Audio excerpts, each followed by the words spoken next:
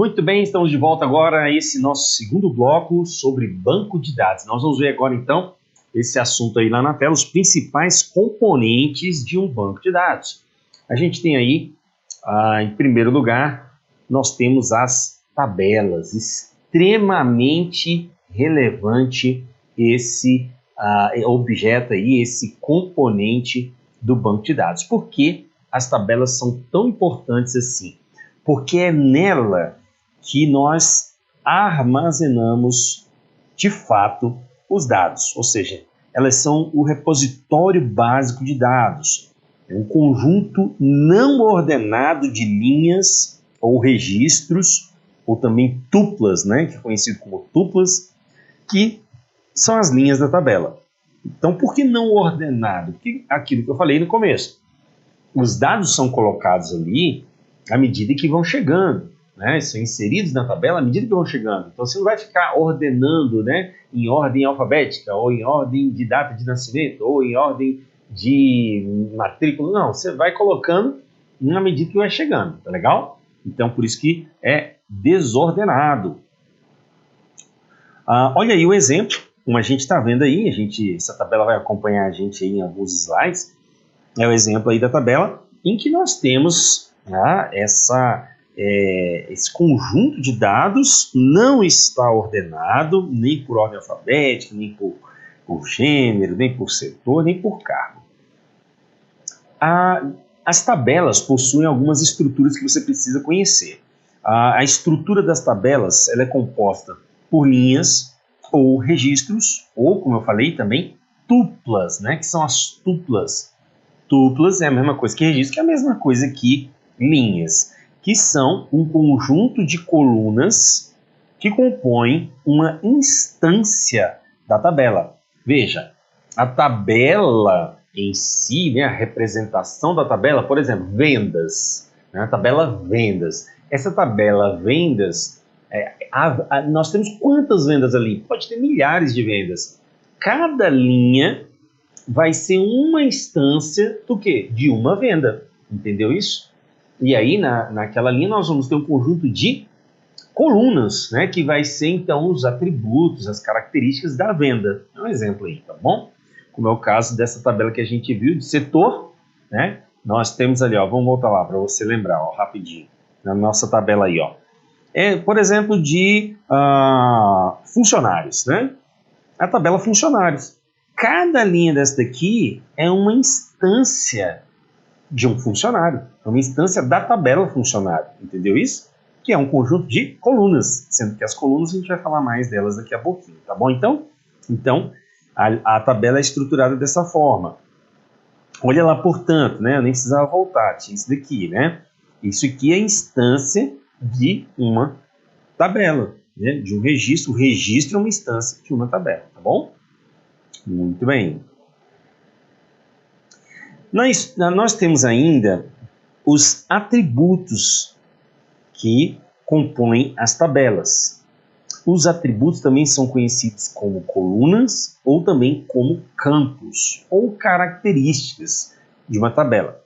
São as propriedades de um registro, né? Então elas ficam ali na vertical. Então o registro é na horizontal, é uma linha, e aí nós temos as colunas na vertical, que são então os atributos, tá bom? São atributos de uma entidade, né? Quando a gente fala na modelagem conceitual, né, no modelo entidade-relacionamento, quando a gente fala em entidade, gente, estou falando de entidade superior, espiritual, não tem nada a ver não. Aqui é uma entidade do mundo real. Então, por exemplo, vendas é uma entidade, né? Nós temos ali a funcionária, é uma entidade, nós chamamos de entidade porque é como se fosse aquele objeto do mundo real, a gente chama de uma entidade, portanto, tá? Por isso, para distinguir aí cada um dos componentes, digamos assim, do conceito do banco de dados. A gente vai falar isso na modelagem conceitual, já, tá bom? Beleza. Então essas são as colunas chamadas de atributos. Guardem esses nomes, tá? Atributos, colunas, campos. Eu sei que vocês não estão familiarizados, muitos de vocês não estão familiarizados com esse conceito tão aprofundado de TI. Então o objetivo aqui é trazer de uma forma bem introdutória, mas também vai chegar a um ponto mais aprofundado, que são esses conceitos. E quando eu vou falar, guarde esses nomes, porque em prova cai de um jeito, cai de outro, e você se confunde se não souber todos eles. Eu tento trazer o máximo possível de informação para você se preparar melhor, tá legal? Então vamos lá. O que nós temos aqui, ó? A próxima estrutura da tabela, que a respeito dos atributos, algumas tabelas podem não conter nenhum dado em uma determinada coluna. Então, algumas colunas ou alguns atributos de uma tabela podem não conter nenhum dado. Por exemplo, você já viu, na hora que você vai preencher lá, por exemplo, telefone fixo. Muitas pessoas, eu mesmo, não tenho telefone fixo em casa. Eu só tenho um telefone celular. E eu não tenho um telefone celular, não tenho telefone fixo. Então, é isso que é importante você saber. Um atributo ou outro pode ficar vazio, ficar sem nenhum dado. É possível. Mas isso a gente vai ver. Existem restrições que você pode impor também, não é verdade? Muito bem, olha lá então, nós temos aí exemplos de coluna. Isso aqui é uma coluna na nossa tabela, tá bom? Você vê a tabela toda, a coluna nome, que é um atributo de uma entidade, a entidade pessoa, a entidade funcionária, a entidade servidor, a entidade empregado, vai ter esse atributo, essa característica nome.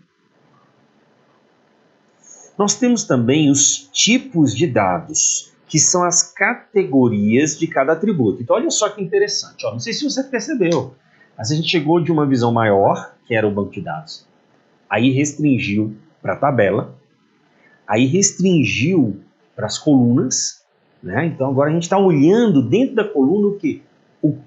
Os tipos de dados que podem ser colocados ali, que são, então, as categorias dos atributos. Então, os atributos podem ser de diversas categorias, definindo, assim, o universo dos atributos. O que é o universo? Ou seja, os valores possíveis para um determinado atributo. Os tipos de dados vão definir isso, né? E aí a gente tem os principais tipos de dados. Temos texto, que em alguns bancos de dados vai se chamar de varchar ou somente char. Temos o número, que pode ser inteiro, sem casa decimal, ou real, com casas decimais. Temos aí memorando, que é um tipo de texto só que muito mais longo, né? É gigantesco, você pode escrever uma redação ali. No caso de texto varchar, ele é mais limitado, né? Geralmente são 256 caracteres, dependendo, 512. Temos data e hora. Temos unidade monetária, que é moeda. Temos objetos, você pode salvar objetos dentro de um determinado campo de dados, né? De repente, uma imagem, sei lá, um vídeo. E temos também dados booleanos, que são dados verdadeiro ou falso, né? Da lógica booleana. Bom, e esse tipo de conceito cai em prova, olha lá, hein? Eu vou trazer para vocês sempre uma questãozinha para vocês irem vendo como que esse assunto cai em prova. No caso aqui, ó, colunas de tabelas no Microsoft Access podem armazenar diferentes tipos de dados. Assinale a opção que não faz parte dos tipos disponíveis. E aí, professor, mas você está falando do Access específico? Não, eu estou falando em geral, em bancos de dados, você pode armazenar diferentes tipos de dados. Qual desses aqui não é um tipo de dado disponível? Olha lá, letra A, chave primária. Letra B, memorando. Letra C, sim ou não, né? Verdadeiro ou falso.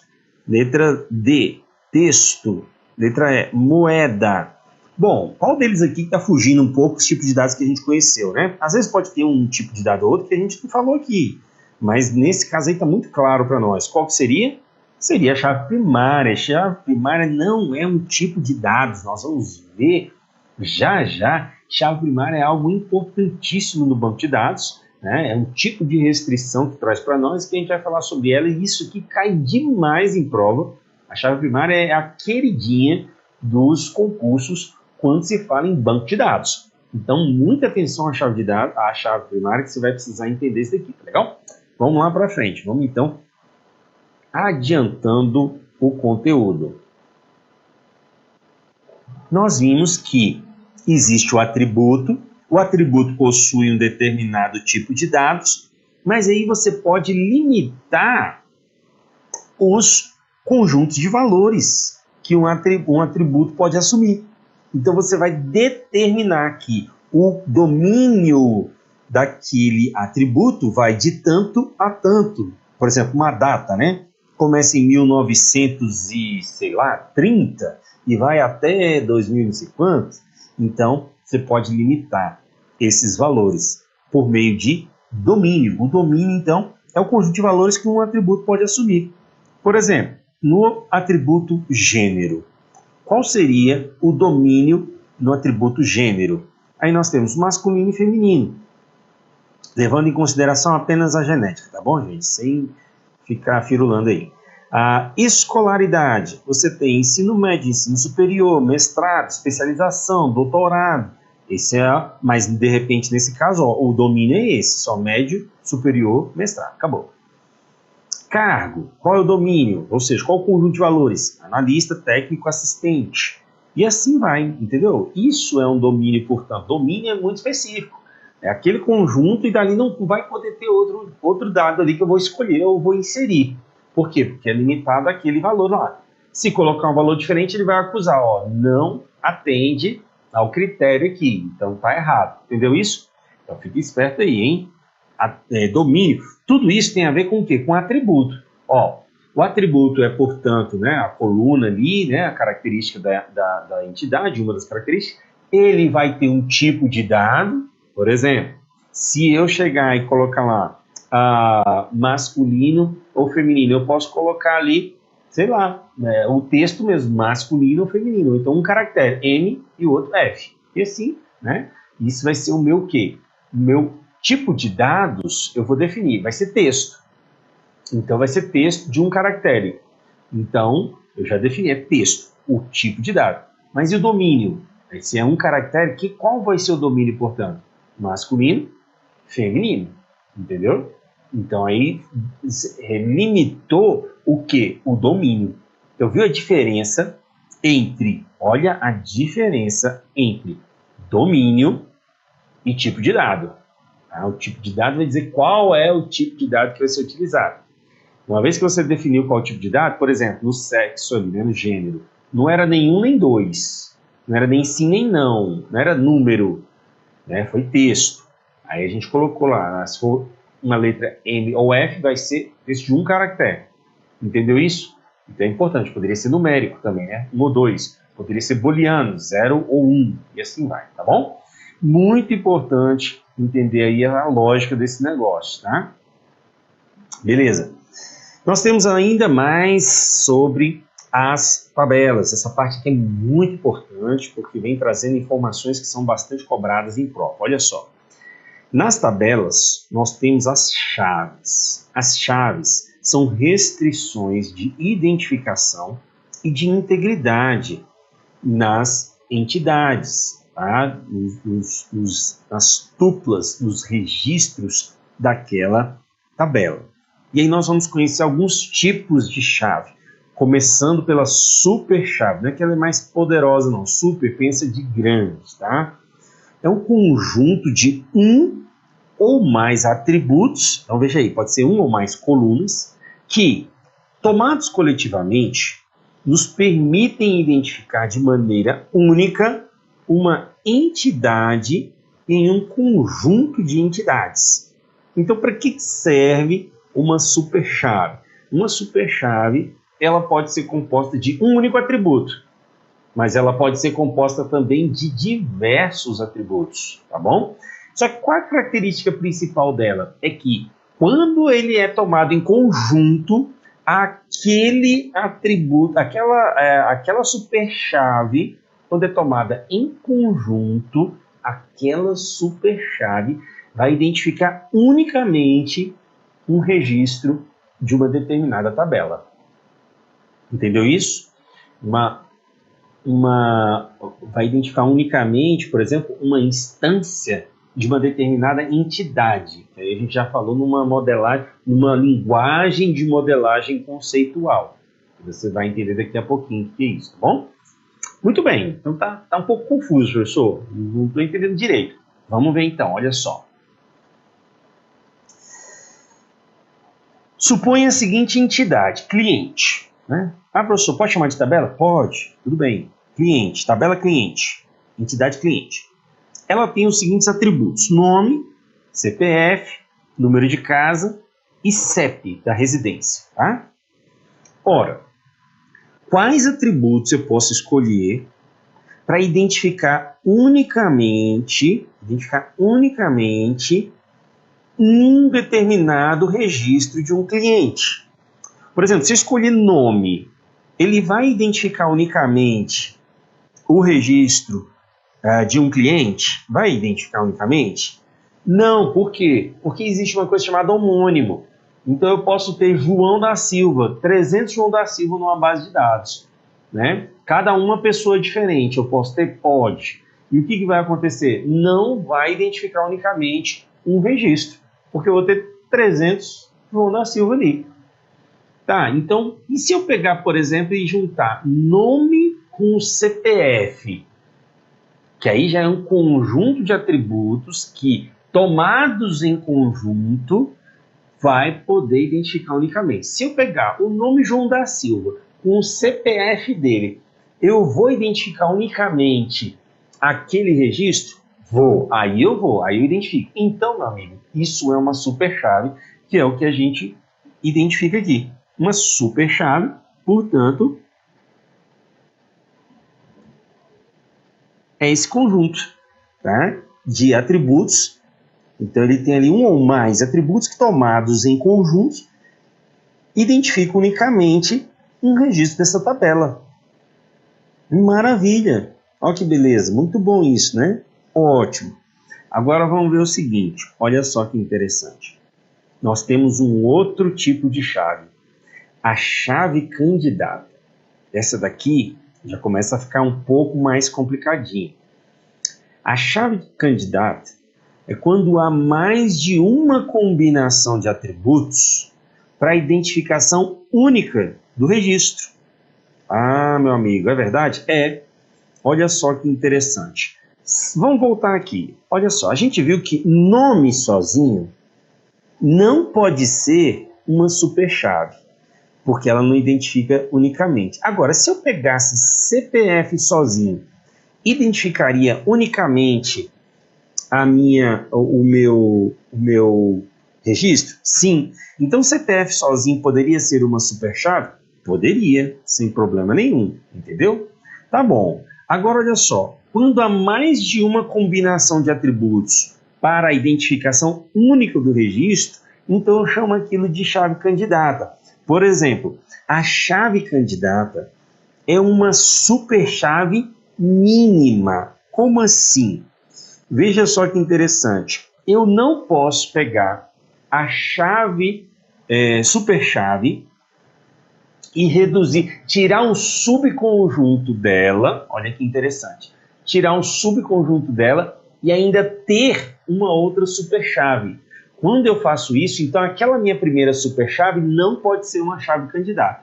Quer ver um exemplo? Vamos voltar aqui, olha só que interessante. Quando a gente volta aqui, a gente lembra o seguinte, ó, essa aqui é uma superchave, beleza? Beleza, mas eu te pergunto, a superchave nome CPF pode ser uma chave candidata? Não, porque eu posso tomar um subconjunto dessa superchave nome CPF, que é só o CPF.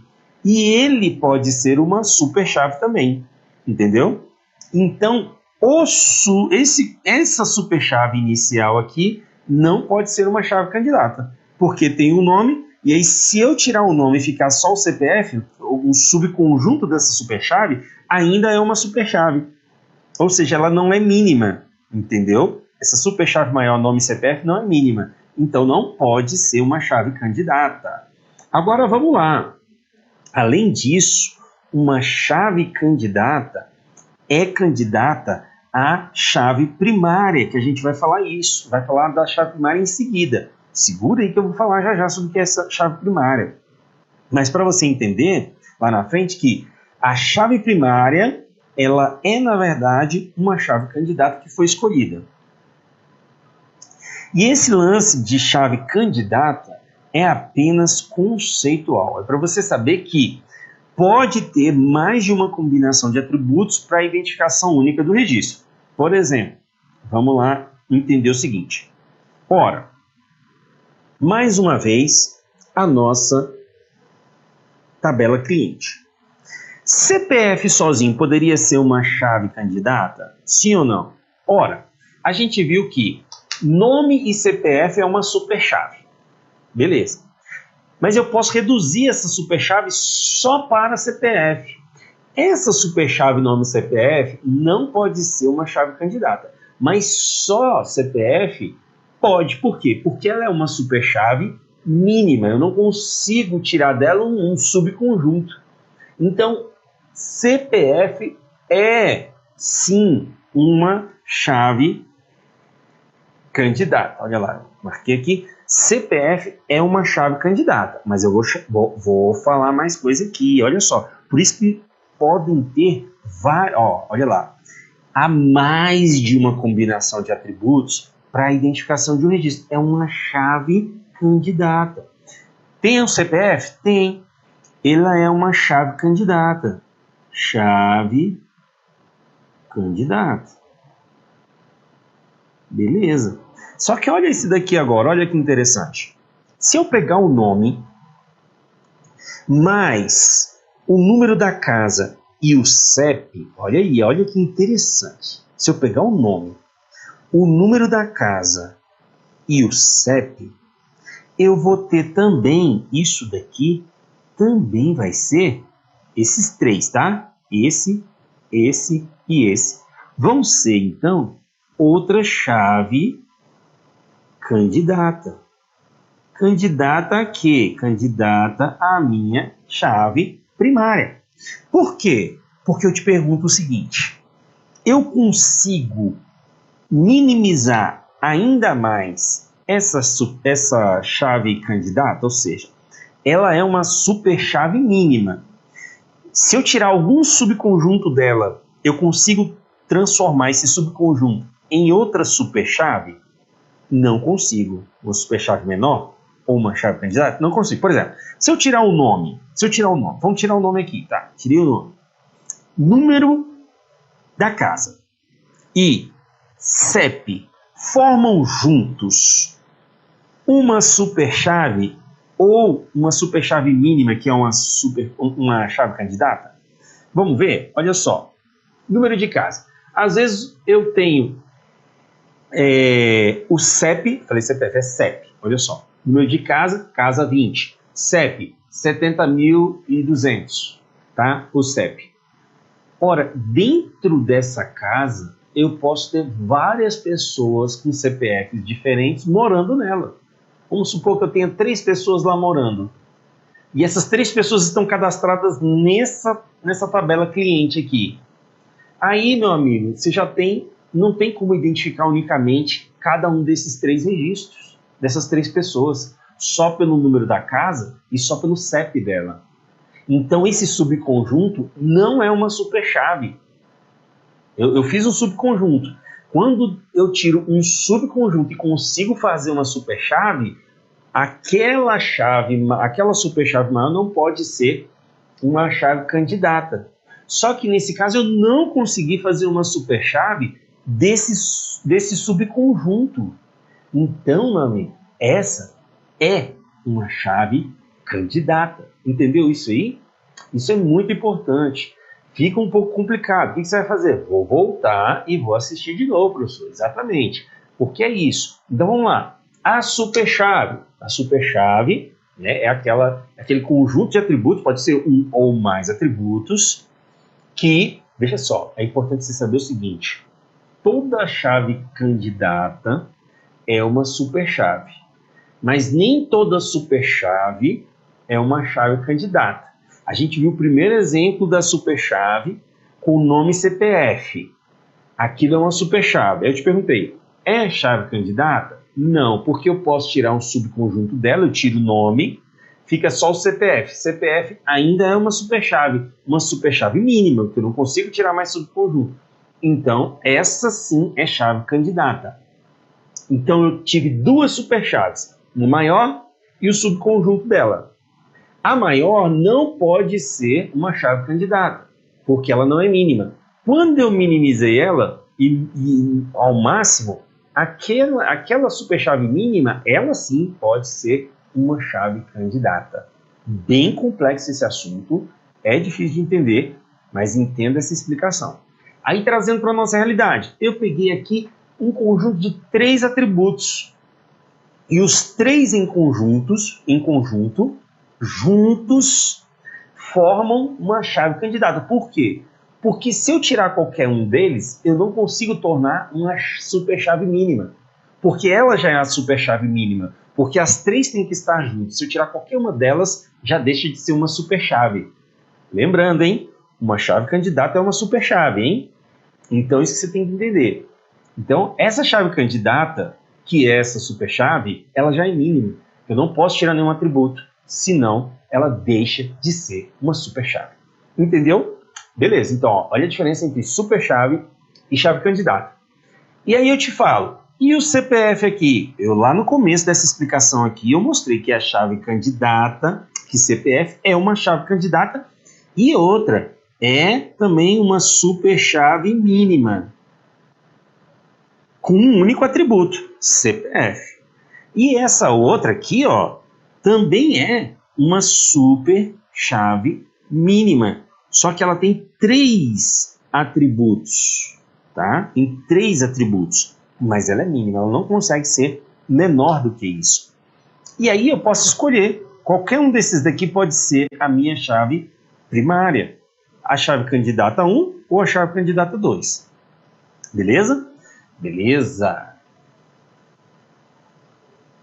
Esse assunto cai em prova? Claro que cai em prova. Olha só. O conjunto de um ou mais atributos que permite identificar unicamente uma entidade de um conjunto de entidades é chamado de superchave. Uma superchave mínima ou uma chave candidata, olha aí, por quê? Porque é a mesma coisa, uma superchave mínima ou uma chave candidata é, letra A, composta apenas por atributos do tipo numérico ou do tipo booleano. Letra B, homogênea, ou seja, todos os seus atributos são de um mesmo tipo de dados. Letra C, heterogênea, ou seja, não pode haver 2 atributos com o mesmo tipo de dados. Letra D, uma superchave composta por apenas um atributo. Ele está falando que a superchave mínima ou a chave candidata é uma superchave composta por apenas um atributo. E letra E, uma superchave da qual não se pode remover quaisquer atributos sem que se perca a condição da unicidade. O que é isso, unicidade? Que identifica unicamente aquele registro.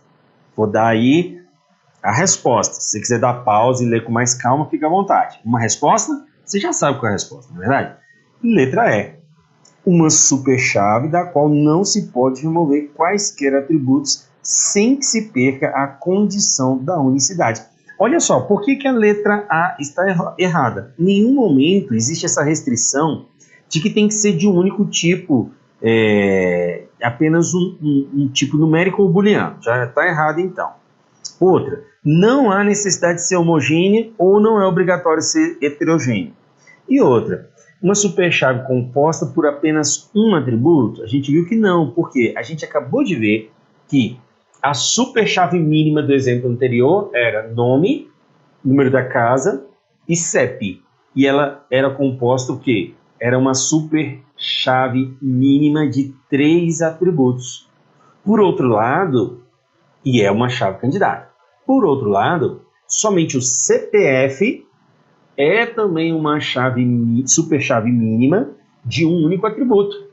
Então, é para você entender que a chave candidata é uma superchave mínima que pode ter um ou mais atributos também. Só que ela é mínima, ou seja, você não vai conseguir tirar outro atributo e continuar sendo o quê?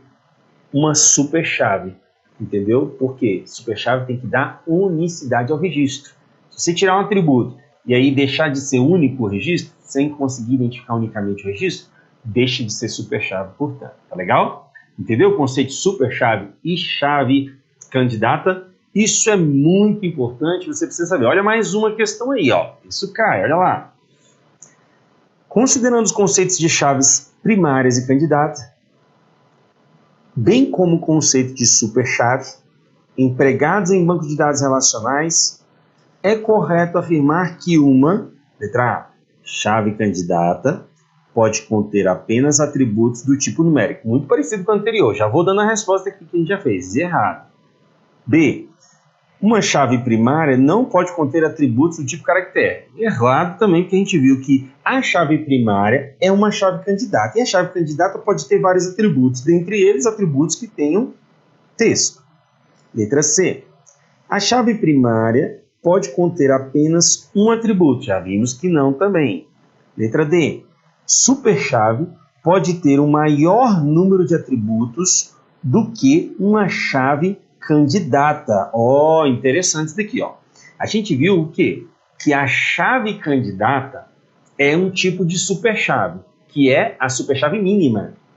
Já a superchave, nem toda superchave é uma chave candidata, não é verdade? E aí ele fala o seguinte, olha lá, que a superchave pode ter maior número de atributos que uma chave primária. Corretíssimo. Por quê? Porque ela pode ser uma superchave. Dessa superchave, eu posso, então, extrair um subconjunto que vai se transformar numa superchave mínima, e essa superchave mínima vai ser, portanto, a chave candidata. Entendeu aí? Na prática. Olha o próximo item, porque está errado, ó.